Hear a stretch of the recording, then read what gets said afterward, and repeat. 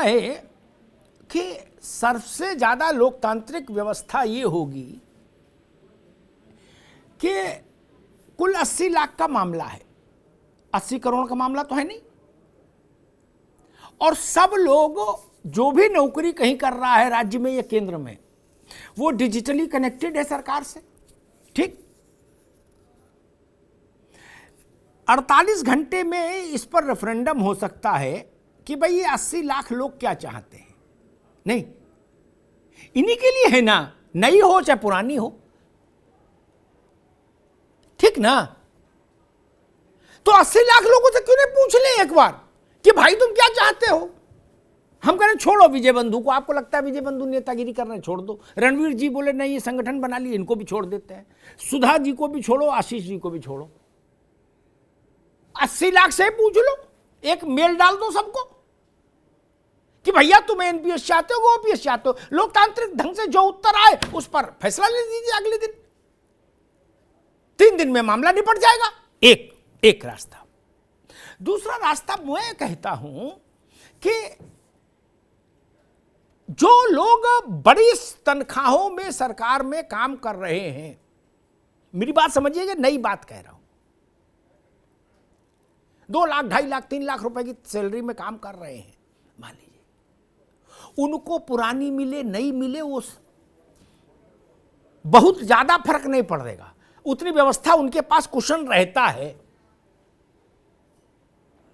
लेकिन जो बहुसंख्यक वर्ग है 80 लाख का, मेरे ख्याल से जो 70 लाख होगा, वो तो अल्प वेतन भोगी है ना। वो क्या खाएगा, क्या बचाएगा, क्या कर लेगा, उसके लिए गारंटी होनी चाहिए, उसके लिए भारत की सरकारों का संरक्षण होना चाहिए। प्राइमरी स्कूल में टीचर है, गवर्नमेंट इंटर कॉलेज में अध्यापक है, सरकारी स्कूल में कंपाउंडर है, फार्मासिस्ट है, सीआईएसएफ में जवान है, बीएसएफ में जवान है। वो क्या खाएंगे, क्या बचाएंगे, क्या बच्चे पढ़ाएंगे, क्या करेंगे। मैं नहीं कह रहा कि जो सीआईएसएफ के डीजी है मैं उनकी वकालत चलो छोड़ ना भी करूं, छोड़ दो उनको, लेकिन बाकी का तो ख्याल करो। ये एक। दूसरी बात मैं कहता हूं, लोकतंत्र में अड़ना नहीं चाहिए। हमने कृषि कानून के समय एक स्थिति देखी, लेकिन बाद में मुझे प्रसन्नता हुई कि चलो देर आए दुरुस्त आए, प्रधानमंत्री ने सार्वजनिक तौर पर उन कानूनों को वापस लिया। जिनके लिए जो चीज है वो अगर उनको पसंद नहीं तो फिर वो चीज सोने की हो बेकार। मसला ये है ना भाई, मुझे ये दवाई सूट नहीं कर रही, मेरी बॉडी में रिएक्शन पैदा कर रही है, और आप डॉक्टर के तौर पर वही दवाई मेरे नस में लगाए जा रहे हो, तो मुझे तो समस्या हो जाएगी। इसलिए मैं कहता हूं इसको। तीसरी बात, गुड़ परसों दे देना, ठीक मेरी बात समझिए ध्यान से सब लोग, सारे राजनेता, गुड़ परसों दे देना, लेकिन गुड़ जैसी बात तो आज से ही करो यार। ऐसी बातें तो ना बोलो कि जी लालच क्या लालच करेंगे। लालच क्या होता भाई, जितना योगदान मैं दे रहा हूं पत्रकार के नाते, उतना ही मेरा उस जो नगर पालिका में सफाई कर्मचारी है वो भी दे रहा है योगदान देश में।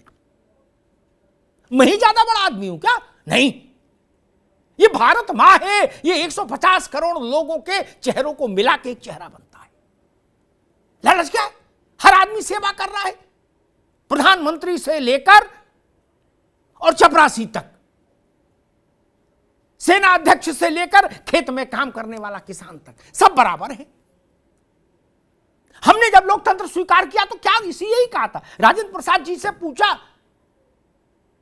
26 जनवरी 1950 जब संविधान स्वीकार किया मनोज भाई, तो एक विदेशी पत्रकार ने राजेंद्र बाबू से पूछा कि राजेंद्र बाबू क्या फर्क आ गया, तो उन्होंने कहा कि अब प्रजा राजा हो गई, पहले राजा राजा होता था, अब प्रजा हो गई। ये देश है। और कोरोना के समय में मैंने इस विषय पर जब पहले भी एक बार चर्चा की थी तो इस बात को उठाया था, बड़ा भावुक विषय है मनोज बाबू। कोरोना के समय जब अंतरी मंत्री संतरी नेता विधायक भूतपूर्व वर्तमान भावी सब बिल में दुबक गए। क्या कोई बाहर नहीं आया? क्या ट्विटर पे भी अंधेरा कमरा करके टाइप करते थे डर के मारे कि कोरोना न घुस जाए, कहीं खिड़की बंद रखो। क्या तब सफाई कर्मचारी फिनाइल लेके घूम रहा था, कोरोना वार्ड में भी झाड़ू लग रही थी। पता है, उसको पता था कि ये मैं मौत के घर में जा रहा हूं, बचूं नहीं बचूं मेरी किस्मत। क्या काम कर रहे थे ना? प्राइवेट डॉक्टर ताला बंद करके चले गए थे कि नहीं बताओ? सरकारी डॉक्टर था। कितने डॉक्टर कुर्बान हो गए, हमने संख्या हमको मालूम है, कितने डॉक्टर शहीद हो गए। इसीलिए वो युद्ध से 71 की लड़ाई से छोटा नहीं था, उससे बड़ा था कोरोना की लड़ाई। 71 की लड़ाई छोटी थी उसके मुकाबले। जो सरकारी कर्मचारी राजस्व विभाग के थे वो राशन बांट रहे थे कि नहीं? मेरी पत्नी सरकारी विद्यालय में टीचर है, भरे कोरोना में विजय बंधु राशन बांटने जाती थी। जब जाती थी तो आंख में आंसू आ जाता था, जब आती थी तो बच्चों को देख के आंख में आंसू आ जाता था कि पता नहीं क्या लेके आए हैं हम, कोरोना तो नहीं है, लेकिन राशन बांटा। कोई मुख्यमंत्री राशन नहीं बांटने आया, कोई मंत्री राशन बांटने नहीं आया, वही उन्हीं लोगों ने बांटा। एयरपोर्ट खाली नहीं छोड़ा, जबकि पता था कि कोरोना का जंजाल ये एयरपोर्ट से ही आया था, विदेश से ही लेके लोग आए थे, भारत में नहीं था। यही रणवीर सिंह जी के जूनियर प्राण देने के लिए वहां खड़े थे कि नहीं खड़े थे? बताइए। हैं? उनको हम इन जंजाल में फंसाएंगे इस नियम कायदे में कि नहीं जी अब तो ऐसा है और जी वैसा है। नहीं, आत्मनिर्भर की बात अच्छी है, उद्योग धंधों में आत्मनिर्भर हो हम, एथेनॉल ज्यादा पैदा करें बनाएं, जिससे डीजल पेट्रोल पर आज निर्भरता खत्म हो, भारत का पैसा बचे, वो आत्मनिर्भर है भारत है। हमारी आपकी व्याख्या में थोड़ा अंतर है, भाव एक हो सकता है लेकिन व्याख्या अलग है। अगर हम डीजल और पेट्रोल का आयात घटा लें, उसकी जगह एथेनॉल को हाइड्रोजन को उपयोग में ज्यादा बढ़ा दें, तो सारे देश के सरकारी कर्मचारियों की पेंशन उसी से निपट जाएगी। कहां चक्कर में पड़े हो भैया? सिर्फ इतना ही हो जाए, बाकी छोड़ो कहानी। नितिन गडकरी ने किताब लिखी है कि वेस्ट मटेरियल से वेल्थ कैसे क्रिएट करें, हैं? उसको पढ़िए तो अद्भुत अद्भुत प्रयोग हैं। भारत उनसे आत्मनिर्भर बनेगा भाई। सिपाही की पेंशन रोक के आत्मनिर्भर बनेंगे क्या? ना, ये तरीका ठीक नहीं भाई। राजनेता जिनकी सुरक्षा में रहते हैं, जो गोली पहले खाते हैं राजनेताओं को बचाने के लिए, वो राजनेता पैसा पेंशन पाए और जो गोली खाए वो आत्मनिर्भर हो जाए? नहीं, ये स्वीकार नहीं, ये मंजूर नहीं। जो सक्षम है वो आत्मनिर्भर हो, स्वावलंबी हो, अपना रास्ता देख लें, कोई दिक्कत नहीं। लेकिन जिनके सामने जीवन के चौथे चरण में सम्मान के साथ रोटी, मसला रोटी का नहीं है मनोज बाबू, केवल आत्म स्वाभिमान के साथ रोटी। अच्छा एक बात बताओ, जब तक भारत का हर आदमी आत्मनिर्भर नहीं होगा, देश आत्मनिर्भर हो सकता है क्या? नहीं ना। देश क्या है? अभी कोई पूछे व्हाट इज इंडिया, तो भारत की कोई मूर्ति तो है नहीं ना कि ये दिखा दें ऐसा कुछ करके कि ये भारत है। ना क्या भारत माता क्या है? यहां के लोग की लाठी अगर हम छीन लेंगे तो वो गिर पड़ेंगे भाई। जवानी में आदमी अपना रास्ता खुद चल सकता है, बुढ़ापे में किसी की उंगली की जरूरत पड़ती है, और वो उंगली शासन की होनी चाहिए, सत्ता की होनी चाहिए और समाज की भी होनी चाहिए। जिन लोगों ने कुर्बानियां दी। केवल कुर्बानी शहादत ही नहीं होती, गोली खाना ही नहीं होता। सुदूर इलाकों में जहां सुविधा नहीं है, वहां जो टीचर्स पढ़ा रहे हैं, मेरे हृदय में उनके लिए भी बड़ा सम्मान है। सफाई कर्मचारियों के प्रति बड़ा सम्मान है।